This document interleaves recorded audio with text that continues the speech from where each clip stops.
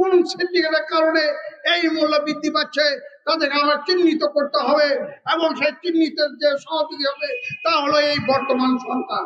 বিসমিল্লাহির রহমানির রহিম।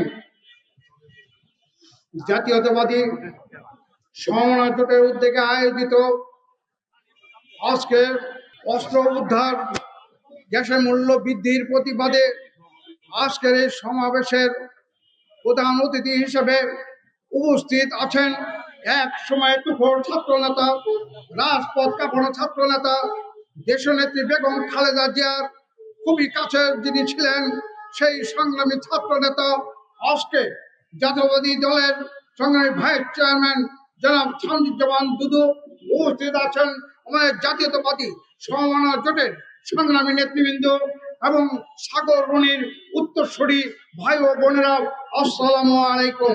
বন্ধুরা আমার, আপনারা জানেন আজকে আমরা যখন আগামীতে নির্বাচনের জন্য প্রস্তুতি নিচ্ছি, ঠিক সেই মুহূর্তে আমরা লক্ষ্য করছি সারা দেশে আজকে গ্যাসের মূল্য কিভাবে বৃদ্ধি পাচ্ছে, কোন সিন্ডিকেটের কারণে এই মূল্য বৃদ্ধি পাচ্ছে তাদেরকে আমরা চিহ্নিত করতে হবে এবং সেই চিহ্নিতের যে সহযোগী হবে তা হলো এই বর্তমান সরকার।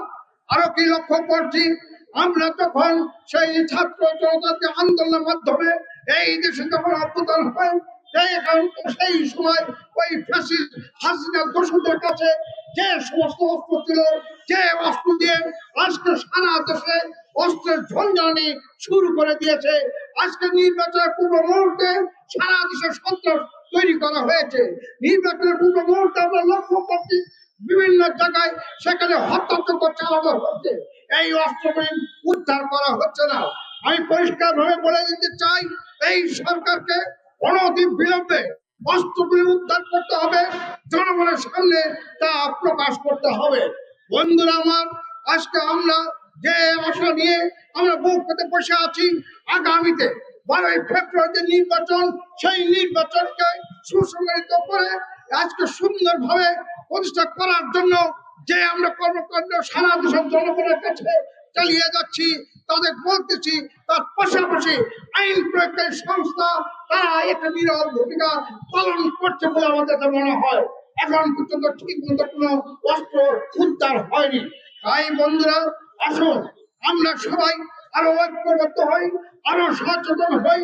আগামী নির্বাচনের পূর্ব মুহূর্তে সারা দেশ থেকে অস্ত্র উদ্ধার করতে হবে।